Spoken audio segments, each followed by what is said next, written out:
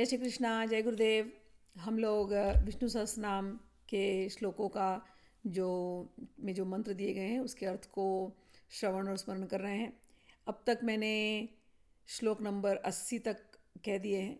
आज हम लोग 81 से लेकर के 90 श्लोकों तक का अर्थ को सुनेंगे और उसको समझेंगे। और मैं अपने गुरुजनों से आशीर्वाद मांगती हूँ और आपके हृदय में बैठे भगवान विष्णु से आशीर्वाद मांगती हूँ कि इनके अर्थ और भाव दोनों मैं आप लोगों के सामने बता पाऊँ, ऐसी वो मुझ पर कृपा करें। श्लोक नंबर 81। तेजो वृषोद्युतिधरः सर्वशास्त्रभितावरः प्रग्रहो निग्रहो व्यग्रो नैकशृंगो गदाग्रजः। भगवान का नाम है तेजो वृषः। जो तेज कहते हैं आदित्य रूप से, जो सदा तेज अर्थात जल की वर्षा करते हैं, तो उनको कहा गया तेज वृष। दोनों अर्थ इसके अंदर आ जाता है। एक तो सूर्य के रूप में वो हमको तेज देते हैं और दूसरा जल की वर्षा करते हैं। तो ऐसे जो भगवान हैं वो तेजो वृषो। एक और भी अर्थ होता है तेज वृष। वृष का अर्थ मैंने पहले भी कहा है धर्म है। तो जो धर्मात्मा लोग होते हैं उनके अंदर जो तेज स्वरूप में रहते हैं वो हो गए तेजो वृषः।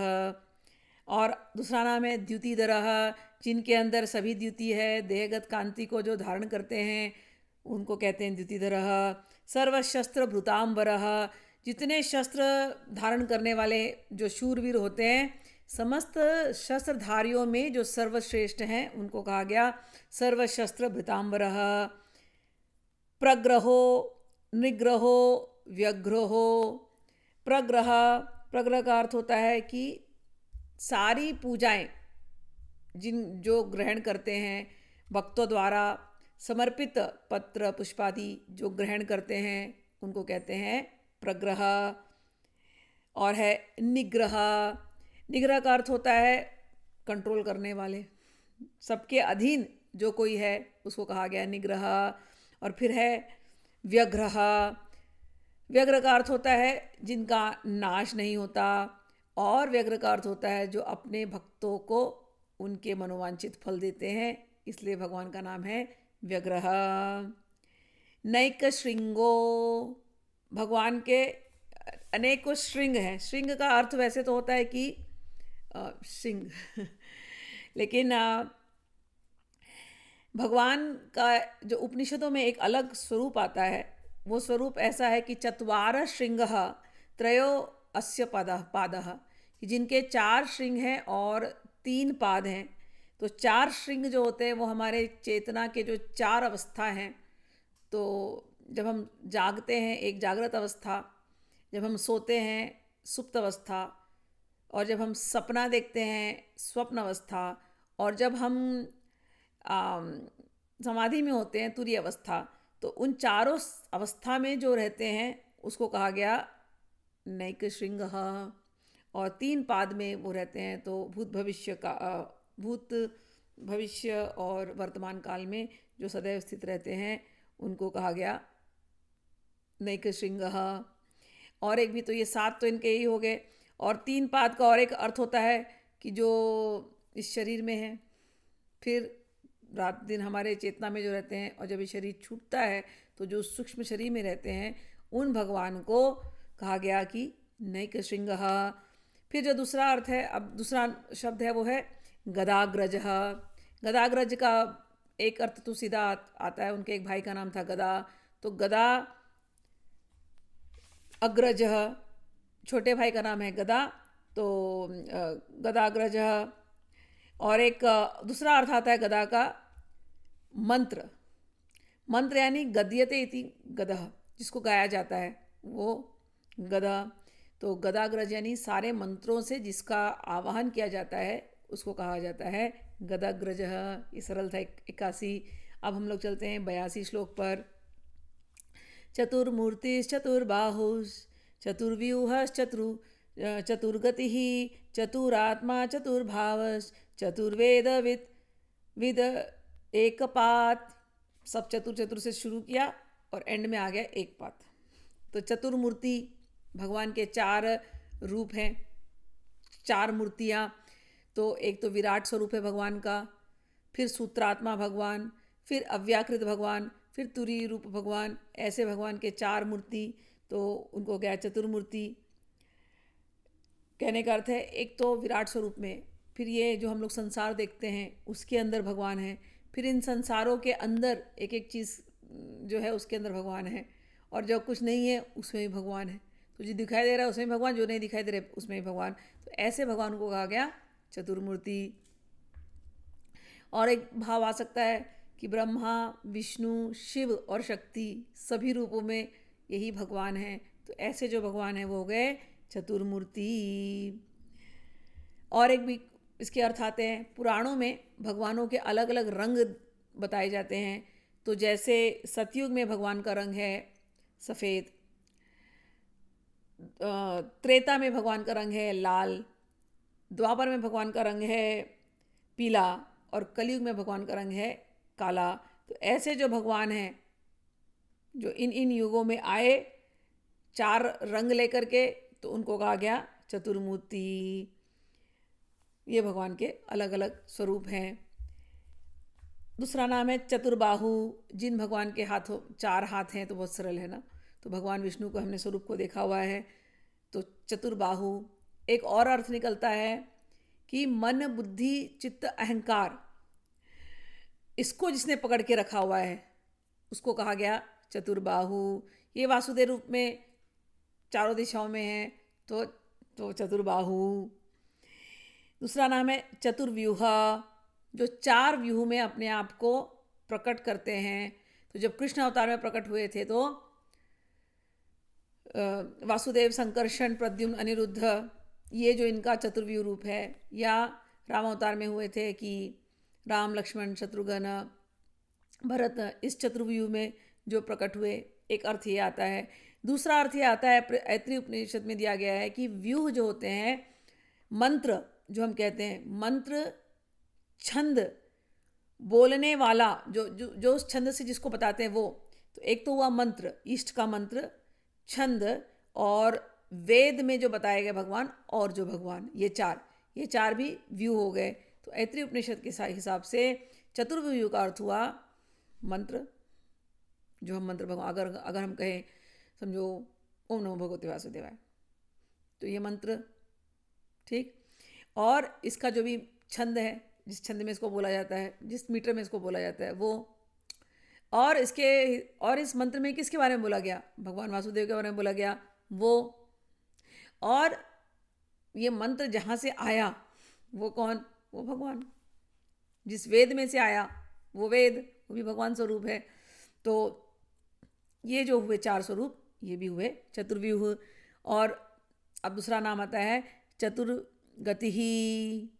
भगवान जिसको कहते हैं फाइनल गति, सभी की गति भगवान ही है।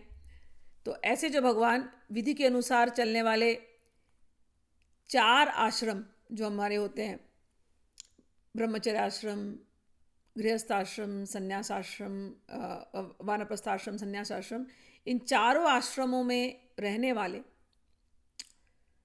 इस गति पर चलने वाले, जिस अंतिम गति को प्राप्त करते हैं वो है चतुर्गति स्वरूप हमारे भगवान विष्णु। तो इन 4 आश्रम में चलने वाले और 4 वर्णों में, ब्राह्मण, क्षत्रिय, वैश्य, शूद्र, इन 4 वर्णों में जो रहते हैं उन सब की गति भगवान है। इसलिए भगवान चतुर्गति हैं। चतुर आत्मा, भगवान चतुर आत्मा है। भगवान राग, द्वेष आदि से रहित होने के कारण भगवान का नाम आत्मा, आत्मानम चतुर है। मन, बुद्धि, अहंकार और चित्त नामक 4 अंतःकरणों में भगवान रहते हैं, इसलिए भगवान का नाम चतुरात्मा है। चतुर्भावः, धर्म, अर्थ, काम, मोक्ष, ये 4 पुरुषार्थ भगवान से प्रकट होते हैं। और भगवान से उत्पन्न होते हैं। तो इसलिए इन चारों में धर्म अर्थ काम मोक्ष में जो भाव प्रकट होता है उनको कहा गया चतुर्भाव। चतुर्वेदविद, जो वेद को जानते हैं, चारों वेदों को जो जानते हैं उनको कहा गया चतुर्वेदविद। और एक पाद, कि भगवान का एक ही पाद है, ये पूरे विश्व रूप में भगवान ही स्थित हैं ऐसे लगता है। एक जगह तो सहस्त्रपाद कहते हैं कि हाँ इतने सारे हजार पैर हैं, लेकिन यहाँ पर एक पाद कहने का ये पूरा विश्व रूप में जो एक अकेला उन्हीं उन्हीं का ही पैर है, बस ये पूरा विश्व रूप उन्हीं से स्थित है, इसलिए वे एक पाद हैं। संपूर्ण भूत में वे ही एक इसके अलग पाद हैं। तो पाद का और एक अर्थ होता है अंश। भगवान कहते हैं मैं अपने अंश से ही इस सारे जगत को निर्माण करता हूँ गीता में। तो भगवान का एक अंश हुआ, भगवान का एक पाद, उससे हुआ ये संसार का सृजन। कहते हैं भगवान वो ही एक पाद है। तो भगवान चार रूप हैं इन चतुर्व्यूहों के रूप में, लेकिन सब कुछ उन्हीं से आया, इसलिए भगवान एक पाद। अब हम लोग 83 वाला सुनते हैं। समावर्तो अनिवृत्तात्मा दुर्जयो दुरतिक्रमः दुर्लभो दुर्गमो दुर्गो दुरावासो दुरारिहा। समावर्तो, ये पूरे सृष्टि का जो संसार चक्र जो चलता रहता है उसको भली प्रकार जिसका आवर्तन करते रहते हैं, उसको घुमाते रहते हैं संसार चक्र को, इसलिए उनको कहा गया समावर्त। अनिवृत्त आत्मा, अनिवृत्त आत्मा का अर्थ होता है कि वो सर्वत्र जो है वो वर्तमान है। और भगवान की आत्मा कहीं से निवृत्त नहीं है। मतलब हर एक चीज़ में तो भगवान है ना, हर एक चीज़ में। तो कहीं से भी जिनकी आत्मा निवृत्त नहीं है उनको कहा अनिवृत्त आत्मा। और दूसरी बात यह है कि सब में तो वही है, लेकिन वो किसी में चिप लगे नहीं है, सबसे वो निवृत्त है। तो ये भी हो गया अनिवृत्त आत्मा। सभी मन, उनका मन जो है विषयों से निवृत्त है, इसलिए वो हो गए निवृत्त आत्मा। तो ये दोनों अर्थ हो गए, एक कि वो आत्मा स्वरूप में सब में है, ऐसा कोई चीज़ नहीं जो उनसे दूर है, इसलिए निवृत्त आत्मा। और दूसरा उनका मन और उनकी आत्मा विषयों से निवृत्त है, इसलिए वो निवृत्त आत्मा। दुर्जयो का अर्थ है जिनको कोई जीत नहीं सकता, वो हमेशा अजित हैं। दुरातिक्रमः, भय के कारण सूर्य आदि भी उनका अतिक्रम नहीं कर सकते, जिनका कोई अतिक्रमण न कर सके उनको कहा जाता है दुरतिक्रम। दुर्लभो, जो बहुत दुर्लभ है प्राप्त करने के लिए, दुर्लभ भक्ति से जिनको प्राप्त किया जा सकता है।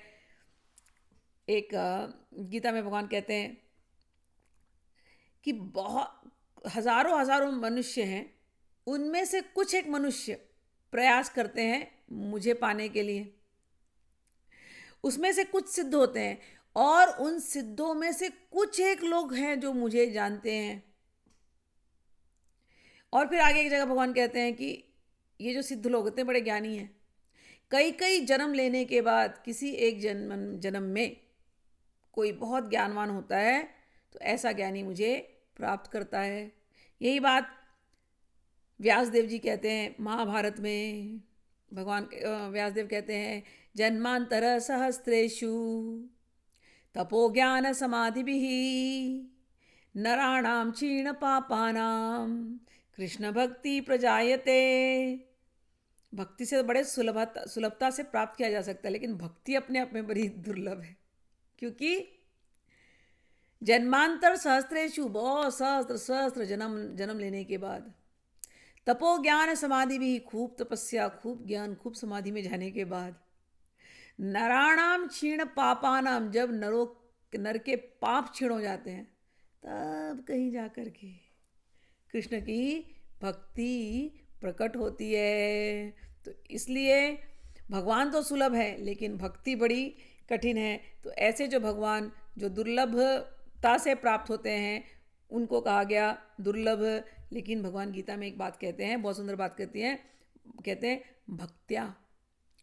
भक्त्या लभयस्त्व अन्यया अनन्या, कि जो अनन्य रूप से मेरी भक्ति करते हैं उनको मैं बड़े सुलभता से प्राप्त हो सकता हूँ। इसलिए कहने को कठिन है, लेकिन भक्ति करते रहो, भगवान जरूर प्राप्त हो जाते हैं। तो हुआ दुर्लभ। अब दुर्गमो, बड़ी दुख से गम्य होते हैं, अर्थात जाने जाते हैं। अब दुख क्या है? भगवान को जानने के लिए संसारी माया मोह छोड़ना पड़ता है। सबसे बड़ा दुख वही है, संसारी माया मोह। ऐसा नहीं हो सकता कि संसार भी मिल जाए, भगवान भी मिल जाए, बड़ा कठिन है। ये बात तो सच है कि भगवान मिल गए तो संसार भी मिल जाता है, लेकिन संसार पकड़ के सोच लो भगवान को पालो ना।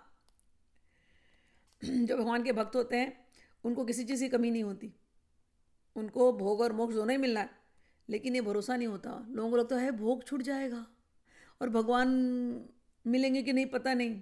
और मैं तो एक ही चीज़ कहती हूँ, जहाँ भगवान है वहाँ क्या लक्ष्मी नहीं रहेगी? लक्ष्मी तो उनके पाद की सेवा करती है। तो जिस भक्त के घर में भगवान विष्णु की पूजा होती है, विष्णु सहस्रनाम होते हैं, वहाँ क्या लक्ष्मी नहीं रहेगी? पूरा गीता पढ़ लो, अंत में यही तो कहते हैं कि जहाँ योगेश्वर अर्जुन भगवान कृष्ण है और जहाँ धनुर्धर अर्जुन है, वहाँ ऐश्वर्य श्री होगी ही होगी, ऐसा हो ही नहीं सकता। लेकिन लोगों को ये समझ में नहीं आती बात, इसलिए ऐसा लगता है कि हाय भगवान के रास्ते चलना बड़ा दुख भरा है। यहाँ पर भगवान का नाम दिया दुर्गमो, बड़ा दुर्गम है भगवान का रास्ता, क्योंकि संसारी लोभ को छोड़ना बड़ा कठिन है। इसलिए दुर्गो, भगवान दुर्ग हैं कि नाना प्रकार से विघ्नों से प्रतिहत होते हुए पुरुषों से कठिनता से प्राप्त होते हैं, इसलिए भगवान दुर्ग हैं। भगवान गीता में कहते हैं ये मेरी माया बड़ी कठिन है, लेकिन फिर भी जो मेरे शरण हो लेता है इस कठिन माया से दूर हो जाता है। तो इसलिए कहते हैं भगवान दुर्ग हैं, जो कि बड़ा कठिन है। आगे कहते हैं,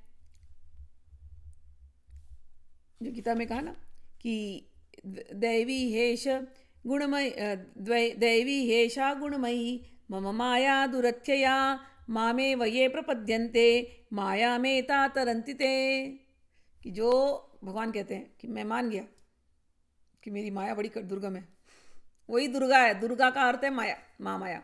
कहते मेरी माया दुर्गम है, दुर्गा बन करके मुझे संभाल करके रखती है, लेकिन फिर भी कोई यदि मुझे याद करता है, कैसे कैसे प्राप्त करना है भगवान को? अनन्य भक्ति के द्वारा। गीता में पूरा गीता पढ़नी चाहिए, गीता पढ़ने से सब क्वेश्चन का आंसर मिल जाता है। अनन्य भक्ति के द्वारा जो श्री कृष्ण की भक्ति करता है उसको क्या है? उसको माया से वो पार, माया एताम तरंती थे, जो अनन्य भक्ति भगवान कृष्ण की तरफ करता है। लेकिन मुश्किल वही है कि अनन्य भक्ति नहीं आती है। सभी शास्त्रों में यही लिखा गया है, भगवान श्री कृष्ण के प्रति अनन्य भक्ति आ जाना दुर्लभ है। अच्छा, शास्त्र तो छोड़ दो, अभी विष्णु सहस्रनाम पढ़ रहे हैं, दुर्लभ हो, दुर्गम हो, सब लिखा है इसके अंदर। तो इसीलिए दुर्लभ हो, दुर्गमो, दुर्गो, दुर्जयो, दुरितिक्रम, सब लिख दिया। भगवान को पाना इतना कठिन है, लेकिन बहुत सरल भी है। सरल इसलिए है कि भगवान का नाम जपना है बस। लेकिन यहाँ पर ऐसे नाम दिए गए हैं कि कठिन है भगवान को पाना। दुर्ग, भगवान एक फोर्ट जैसे हैं, उनको सब जान जाए, बड़ा कठिन है।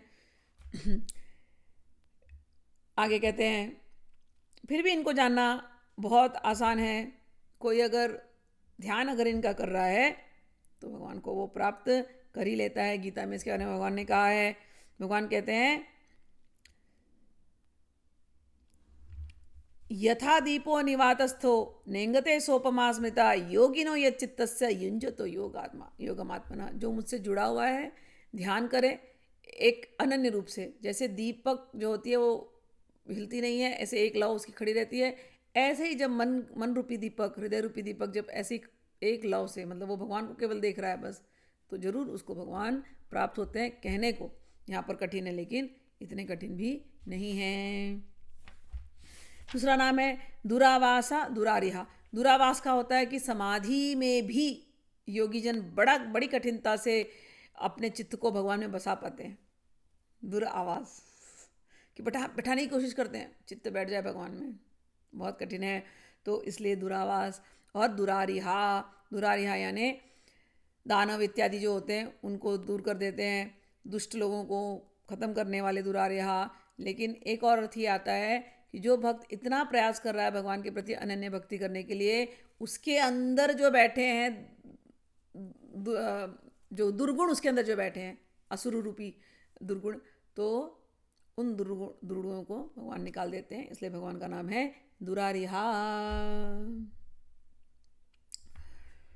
अब 84। शुभांगो लोक सारंगा सुतंतु स्तंतु वर्धनः इंद्रकर्मा महाकर्मा कृतकर्मा कृतागमः। शुभांगो, ये नाम पहले भी आया था कि भगवान के सारे अंग बड़े सुंदर हैं, इनका ध्यान करने से शुभ ही शुभ होता है। ऐसे भगवान शुभांगो। लोक सारंग, लोक का सार, ये सारा लोक, लोकों का जो सार है उसे कहा गया सारंग। भगवान इस सार को ऐसे भ्रमर के ऐसे ग्रहण करते हैं, इसलिए भगवान का नाम है लोक सारंग। सुतंतु, ये संसार जो आया है उसकी तंतु, उसका धागा भगवान ही है। भगवान गीता में कहते हैं कि ये इतने सारे विश्व बनाए हैं, ये सारे विश्व ना ये मणियों के जैसे हैं, और इनका जो सूत्रधार है, मतलब मणियों को जिस धागा में पिरोया जाता है वो धागा मैं हूँ। तो सुतंतु भगवान वो धागा है जिसमें अखंड ब्रह्मांड, न जाने कितने कितने अनेकों अनेकों ब्रह्मांड इस भगवान, तो सुतंतु है भगवान, वो धागा है, उसमें अनेकों अनेकों ब्रह्मांड भगवान ने पिरो करके रखे हुए हैं। तो सुतंतु तंतुवर्धना, भगवान का मन में आया कोई ब्रह्मांड उस धागे पे है, कोई ब्रह्मांड को निकाल के फेंक दिया, खत्म, प्रलय कर दिया। तो इतने ब्रह्मांड बनाते हैं, इतने ब्रह्मांड निकालते हैं, उनकी मर्जी। तो उस तंतु को, ये जो जगत है उसका विस्तार करने वाले सुतंतु हैं, उस तंतु को बढ़ाते हैं घटाते हैं, इसलिए तंतुवर्धन है। और शुभांगो लोक सारंगा सुतंतु तंतुवर्धन। फिर कहते हैं इंद्रकर्मा, इंद्र के कर्म के समान ही भगवान का कर्म है, इसलिए वे इंद्रकर्मा है। यानी कि ऐश्वर्य, इंद्र यानी स्वर्ग भोग, ऐश्वर्य वैभव, तो वैभव के वो दाता है, वैभव सब उन्हीं से आया है। तो कहते हैं ऐश्वर्य करने वाले, ऐश्वर्य कर्मा, उनको कहा गया इंद्रकर्मा। महाकर्मा, सबसे बड़ा कर्म करने वाले वही है। इतनी बड़े बड़े ब्रह्मांड बनाते हैं, ऐसे पल में निकाल देते हैं, और चालू ही रहता है इनका ये ब्रह्मांड बनाने की फैक्ट्री, खत्म ही नहीं होती है। तो इसके लिए कहा महाकर्मा। कृतकर्मा, कृतार्थ होने के कारण भगवान का सब कुछ किया हुआ ही है, उन्हें कोई कर्म नहीं है, इसलिए वे कहे गए कृतकर्मा। और उन्होंने धर्म रूप कर्म किया है, इसलिए कहे गए कृतकर्मा। कृतागमः, उन्होंने आगम बनाए हैं, तो वेद रूप आगम उनका बनाया गया है, इसलिए कहा गया कृतागमः। कहते हैं श्रुतियों में आता है ये जो संसार है ना, इस महाभूत का निश्वास ही ऋग्वेद है। वो निश्वास है ना, श्वास प्रश्वास भगवान की, वो ऋग्वेद है। तो वेद और आगम इनका दिया हुआ है, इसलिए इनको कहा गया कृतागमः। अब 85। उद्भव सुंदर सुंदो रत्ननाभा सुलोचनः अर्को वाजसन श्रृंगी जयंत सर्व विजयी। कहते हैं उद्भव, सब कुछ इन्हीं से निकलता है। तो अब भगवान अपनी इच्छा से उत्कृष्ट भव अर्थात जन्म धारण करते हैं, इसलिए उनको उद्भव कहा गया। और उनका जन्म भी नहीं है, इसलिए उनको उद्भव कहा गया। सुंदरहा, बहुत सुंदर है, ठीक। सुंदो, कहते भगवान शुभ उंदन करते हैं, आर्द्र भाव करते हैं, इसलिए भगवान सुंदर हैं। और एक अर्थ होता है कि भगवान बहुत दया करने वाले, इसलिए भगवान सुंद, द से दया, तो भगवान दया करने वाले हैं, इसलिए भगवान का नाम है सुंदर। और एक अर्थ होता है कि जो वासनाएं हैं उसका दमन करने वाले हैं, इसलिए सुंदर। भगवान बड़े करुणा के विग्रह हैं, करुणालय, करुणा वरुणालय। तो ऐसे जो भगवान जो करुणाकार हैं, करुणाकर हैं, उनको कहा गया सुंदर। और भगवान है रत्ननाभ, कि जिनकी नाभि इतनी सुंदर है, रत्न के जैसे दिखती है। उस नाभि से ही तो ब्रह्मा जी आए हैं, उस ब्रह्मा जैसे सारा संसार बना है। तो रत्ननाभः। और सुलोचना, बड़े सुंदर भगवान के नेत्र हैं, इसलिए भगवान सुलोचनः। अर्कः, अर्क का जो सूर्य के रूप में है उनको कहा अर्क, या ब्रह्मादि देवता जिनको हमेशा पूजन करते हैं उनको कहा गया अर्क। वाजासनः, वाजसनः, वाज का अर्थ होता है अन्न, कहते हैं जो अन्न देते हैं उनको कहा गया वाजासनः।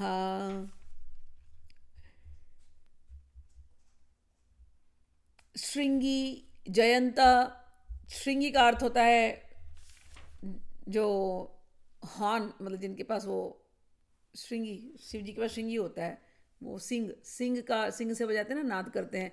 तो जिनके पास, अब ये तो शिव जी का फॉर्म आ रहा है यहाँ पर एक अर्थ से, कि जिनके पास श्रृंगी होती है, तो ये हो गए शिव जी, तो एक अर्थ वो हो गया। और प्रलय समुद्र में वो मत्स्य रूप धारण करते हैं, उसका भी अर्थ श्रृंगी होता है।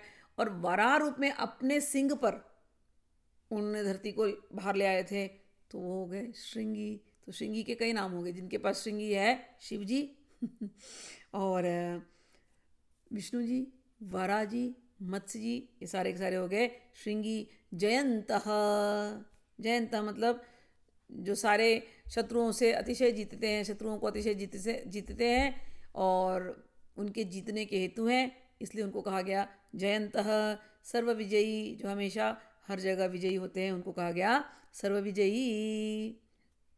सर्व विजयी से इसमें दो शब्द आते हैं, सर्ववित और जयी। सर्व विजयी, सर्ववित और जयी। सर्ववित का अर्थ होता है वित्त यानी विद्या, जो सब कुछ जानने वाले हैं।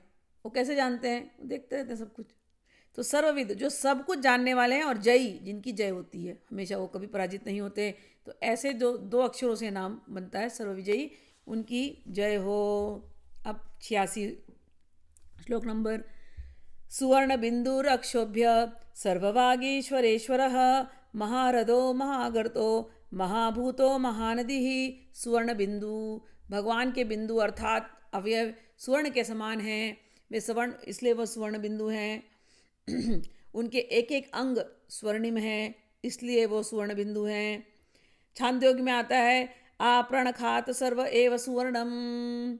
उनका शरीर सुवर्णमय है और नक्षिक सर से लेके पैर तक, और उनको ओमकार से बोला जाता है।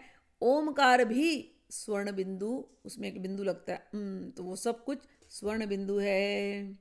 तो स्वर्ण बिंदु का अर्थ है ओमकार, और स्वर्ण बिंदु का अर्थ है जो स्वर्णमय है। अक्षोभ्य, जिनके अंदर क्षोभ नहीं होता, राग द्वेष आदि का क्षोभ नहीं है, शब्द आदि विषयों का क्षोभ नहीं है, देवताओं का कोई क्षोभ, देवताओं के से उनको, देव शत्रुओं से उनको कोई क्षोभ नहीं है। तो ऐसे जो भगवान है जिनको कोई क्षोभ नहीं होता, उनको कहा गया अक्षोभ्य। सर्ववागीश्वर ईश्वर, वागीश्वर जो वाणी के जो ईश्वर हैं, देवी देवता, उनके भी जो ईश्वर हैं। तो ब्रह्मादि ने वेद दिया है ना, तो ब्रह्मादि के भी जो देवता हैं, तो ब्रह्मादि समस्त वागीश्वरों के भी जो ईश्वर हैं, उनको कहा सर्व वागेश्वरेश्वर। और दूसरा नाम आ गया महारद।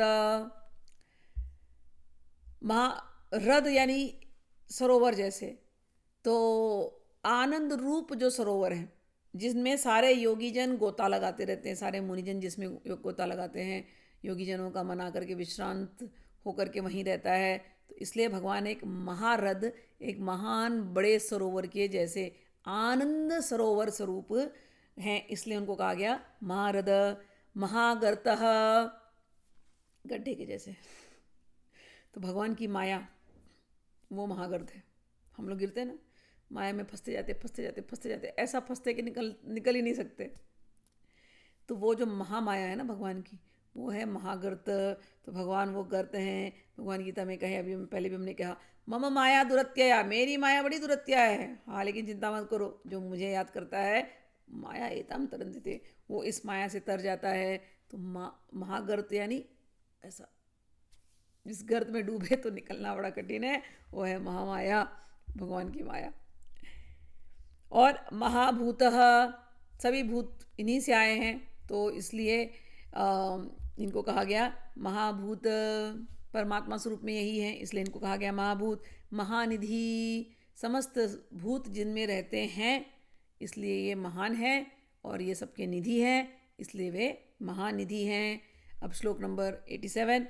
कुमुदः कुंदरः कुंदः पर्जन्य पावनोऽनलः अमृतांशु अमृतवपुः सर्वज्ञ सर्वतोमुखः। कुमुदः, कुमुद यानी कुमुदनी, लिली, फ्लावर, तो जो कुमुद के जैसे हैं उनको कहा गया भगवान कुमुदः। और एक अर्थ होता है कु यानी पृथ्वी, और मुद, मुद यानी मुदित करना, कुमुद। तो कु यानी पृथ्वी और मुद यानी मुदित करना, तो पृथ्वी को मुदित करने वाले उनको कहा गया कुमुद। दूसरा नाम है कुंदरहा, कुंद लेने वाले और कुंद देने वाले। कुंद पुष्प के समान शुद्ध फल देते हैं और फल ले भी लेते हैं, ऐसा। और हिरण्याक्ष को मारने के लिए भगवान ने वाराह रूप धारण किया, पृथ्वी को विदीर्ण किया। और कुंद के समान, तो कुंदर का एक अर्थ आता है वाराह, कि ये जो पृथ्वी है कु, ठीक है ना, तो कु को उन्होंने विदीर्ण किया, तोड़ा, और पृथ्वी को बचाया भी।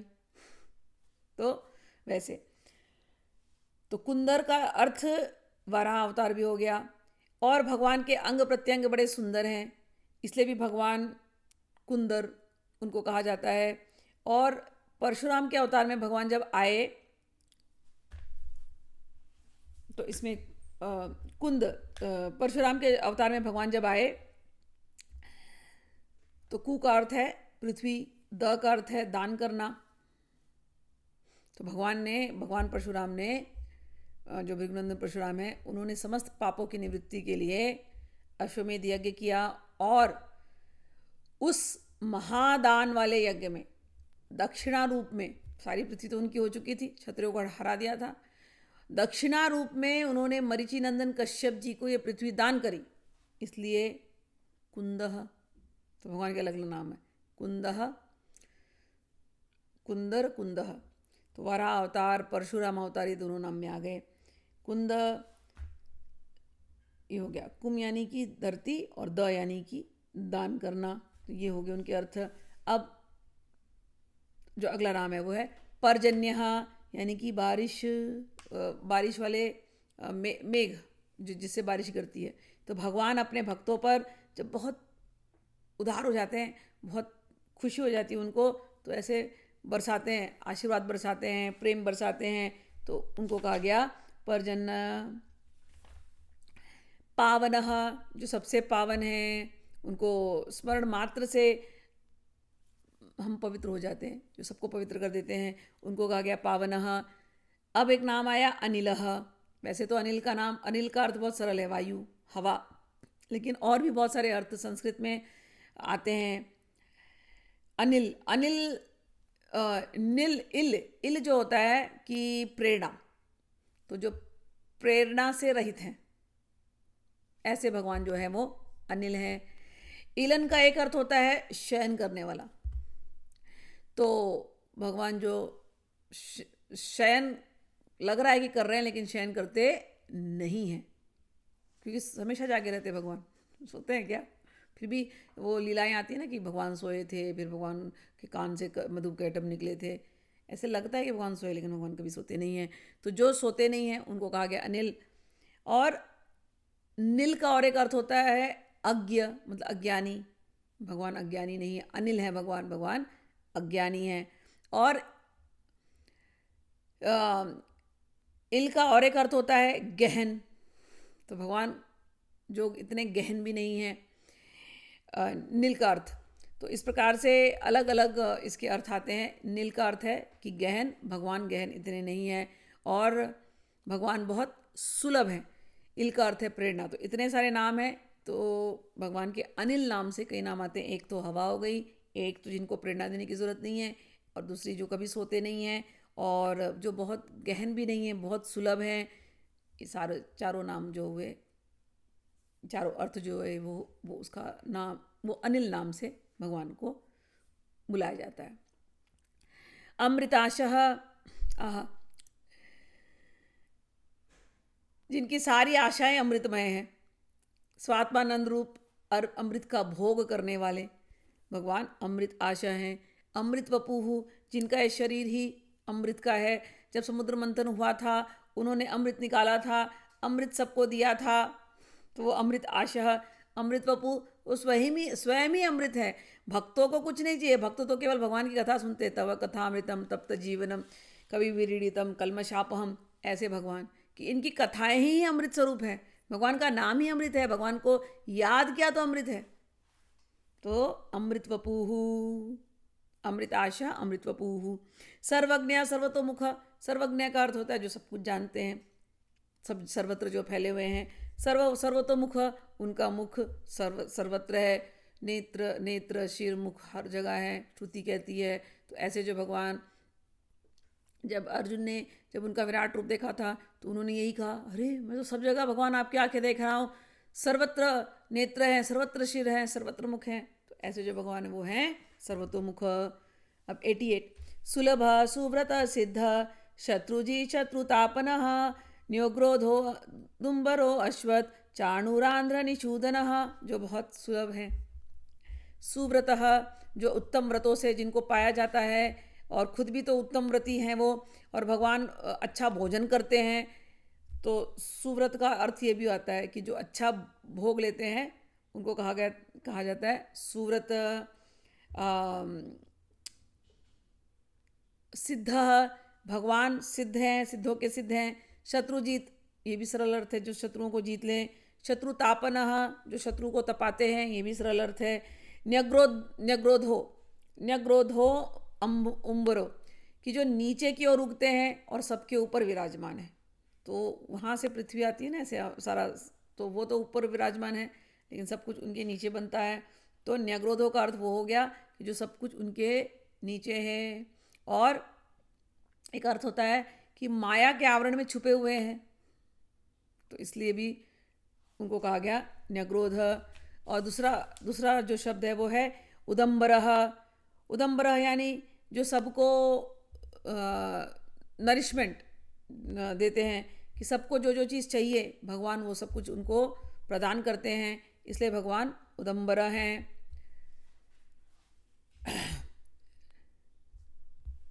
आकाश रूप अंबर को उन्होंने ओढ़ करके रखा है, इसलिए भी भगवान उदुम्बर हैं। अश्वत्थ, और एक नाम है अश्वत्थ, तो एक तो बरगद का पेड़, उसको कहते हैं अश्वत्थ। और श्व होता है कल, तो जो जहाँ कल नहीं है, रोज वो कल बदलता रहता है, उसको भी कहते हैं अश्वत्थ। श्व यानी अर्थ कल, और कल भी रहने वाला नहीं है, इसलिए भगवान को कहते हैं अश्वत्थ। चाणुर, और दूसरा अर्थ है चाणुर आंध्र निषूधन। चाणुर नाम के चाणुर मुष्टिक का वध किया था जब भगवान गए थे मथुरा लीला में। कंस के वध के पहले चाणुर का वध किया, तो आंध्र जाति का ये वीर था, उसके वध करने के कारण इनका नाम पड़ा चाणुर आंध्र निषूधन। आंध्र यानी जो मल्ल युद्ध करते हैं, कुश्ती करते हैं, उनको कहते हैं आंध्र। 89, सहसार्ची सप्तजिह्व सप्तैदा सप्तवाहनः अमूर्तिर् अनघो अचिन्त्यो भयंकृत भयनाशनः। सहस्रार्ची, जिनके सहस्त्रों अर्ची यानी रश्मियाँ हैं, जिनके सहस्त्र किरणें हैं, ऐसे जो भगवान है वो सहस्त्रार्ची हैं। जब अर्जुन ने देखा भगवान को तो ऐसे देख रहा था, उसने कहा कि इतने ऐसे लगा जैसे सैकड़ों सूर्य और सैकड़ों चंद्रमा एक साथ उग जाए, ऐसे भगवान का तेज था। तो उनको कहा गया सहस्त्रार्ची। सप्तजिह्वा सप्तैधा, ये दोनों साथ में ही नाम चलते हैं कि अग्नि स्वरूप में भगवान है, और अग्नि की 7 दासियाँ, उसको कहते हैं सप्तैधा, और सप्तजिह्वा यानी उनकी जिह्वा। तो ये जो सप्तजिह्वा है, इनका वेदों में नाम आता है, तो नाम है काली, कराली, मनोजवा, सुलोहिता, सुधूम्रवर्णा, स्फुल्लिंगी, विश्वरुचि। ये अग्नि के सात दासियाँ कह दो तो वही सप्तैधा है और इनके ये 7 नाम हैं। तो सप्तजीवा, सप्तैधा ये वही हैं। सप्तवाहना, जिनके वाहन में 7 घोड़े लगे हैं। तो भगवान सूर्य रूप में आते हैं। ऐसे ऐसे कहा जाता है कि सूर्य जो है वो 7 घोड़ों के रथ में चलता है। तो 7 घोड़े कौन? 7 दिन। तो 7 दिन 7 घोड़े हुए। और मंत्रों में भी सप्तवाहन हम जो कहते हैं, तो मंत्र कि जो सप्तवाहन जो 7 घोड़े हैं सूर्य भगवान, गायत्री जो कहते हैं, ब्रह्म गायत्री मंत्र जो चलती है, तो गायत्री में सूर्य भगवान की आराधना होती है। तो सूर्य आराधना में वो जो 7 घोड़े हैं उनका नाम दिया गया गायत्री, बृहति, पंक्ति, फिर उनका मीटर होता है त्रिष्टुप, उष्णिक, जगति और अनुष्ठुप। तो ये हुए सप्तवाहना। अमूर्ति, किसी एक मूर्ति में उनको बांधा नहीं जा सकता, इसलिए अमूर्ति। अनगा, जो पाप नहीं है, जिनका अचिंत्य, इस बुद्धि से परे, उसको कहा गया अचिंत्य। भयकृत, भय देने वाले। किसको भय देते हैं? भक्तों को नहीं, भक्तों को तो हरने वाले, आपको समझ गया किसको देते हैं, जो अभक्त है उनको। भयनाशन, भक्तों के लिए भयनाशन है। जो वर्णाश्रम वर्णाश्रम धर्म जो सिखाया गया है हमको, गीता में धर्म बताए गए, उसका जो पालन करते हैं उनको तो ये भय सारे दूर कर देते हैं। अब आखिरी वाला पढ़ लेते हैं। अणुर बृहत कृश स्थूलो, गुणभूनिर गुणो महान, अधृत स्वधृत स्वास्य, प्रागम वंशो वंशवर्धनः। अणु जो सबसे छोटे से छोटे हैं, बृहत जो सबसे बड़े हैं, कृशः जो सबसे पतले हैं। पतले कैसे हो गए? आत्मा स्वरूप में हर एक चीज़ में घुस गए हैं। उनसे पतला कौन? जो सबसे मोटे हैं, स्थूल, मैटर सब में है, तो वो स्थूला हो गए। गुणाभृत, जो सब चीज़ को सपोर्ट करते हैं, सब चीज़ को, जैसे 3 गुण है ना, सत्व रजस तम, तीनों को उन्होंने पकड़ के रखा हुआ है, उन्हीं के हाथ में है, तो वो हो गए गुणाभृत। तीनों को पकड़ के रखने के बावजूद भगवान इनसे दूर हैं, इसलिए भगवान हो गए निर्गुण, गुणाभृत निर्गुण। फिर आता है महान, जो सबसे महान है। अधृतः, वो सबको पकड़ के बैठे हैं, उनको कोई नहीं पकड़ सकता। धरती को उन्होंने पकड़ के रखा है, तो उनको कौन उठा सकता है? जिन्होंने धरती को धारण किया उनको कौन धारण कर सकता है? स्वधृत, वो अपने आप को धारण करते हैं। स्वस्यः, जिनका जो मुख है बहुत बहुत ज़्यादा दैदीप्यमान है। स्वस्यः प्राग वंशः, जिनकी बहुत पुरानी वंश है। प्राग नाम का एक जगह भी है कामाख्या में। प्राग, कामाख्या नॉर्थ ईस्ट इसको कहते हैं। नॉर्थ ईस्ट जो डायरेक्शन है, ईस्ट डायरेक्शन जो होता है, जब यज्ञ होता है तो घर का जो eastern direction, north eastern direction, वो यज्ञ के लिए बनाया जाता है, उसको कहा जाता है प्राग। ऐसे ही हमारे देश में नॉर्थ ईस्ट में आया कामाख्या, तो वहाँ का जो वंश कहते हैं प्राग वंश, ये नाम है। तो प्राग वंश, अब आप पूछो वहाँ पर कैसे प्राग वंश हो गया? भैया वाराह अवतार जब हुआ था तो वहाँ वो वही क्षेत्र है। और विष्णु भगवान जब उठे थे योग निद्रा से, और ने उनको उठाया था, माँ कामाख्या उस रूप में, काली रूप में माँ उस समय पर थी। और मधुकैटभ का जो उन्होंने मारा था, वो वहीं पर मारा था प्राग में। और उस समय धरती में कुछ नहीं था, सब कुछ पानी पानी था। लेकिन ब्रह्मा जी को बोला गया था अब आप एक शिला बन जाओ। वहाँ ब्रह्मा जी शिला बने हैं। वो एक जगह है जहाँ शिव और पार्वती, जहाँ कामेश्वर कामेश्वरी अपना वहाँ पर मिलन करते हैं, उनके मिलने का स्थान है। तो वो उद्भव स्थान है, बहुत पुराना है, पुरानी हिस्ट्री है उसकी। इसलिए वहाँ पर भगवान स्वयं आए हैं उस वाराह अवतार में। जब धरती अंदर पानी के अंदर थी तो भगवान ने उसको निकाला था। तो वो जो स्थान है वो कामाख्या का स्थान है। ये सारी बातें कालिका पुराण में आती हैं। तो इसीलिए भगवान को कहा गया प्राग वंशः, प्राग यानी कामाख्या क्षेत्र। फिर आ गया वंशवर्धन, जिसने जो वंश को अपने वंश को बढ़ाते हैं उनको कहा गया वंशवर्धन। ये सारा सब कुछ तो उन्हीं का वंश है। हम सब कौन है? हरिवंश है। मम एवांशो जीवलोके जीवभूत सनातन। ये सारा जो भी जीव है वो सब मेरे ही अपने हैं, मेरे ही अपने अंश हैं, मेरे ही अपने वंश हैं। तो ऐसे जो भगवान है वंशवर्धना, वंश को बढ़ाने वाले, प्राग वंश, जिनकी वंश बहुत पुरानी है, प्राग का अर्थ है पुराना, तो ऐसे भगवान को हम नमस्कार करते हैं। तो इस प्रकार हमने आज 90 तक कर लिया। अब आगे के जो श्लोक हैं उसको आगे के वीडियो में करेंगे। भगवान विष्णु सबका कल्याण करें। जय श्री कृष्णा। राधे राधे।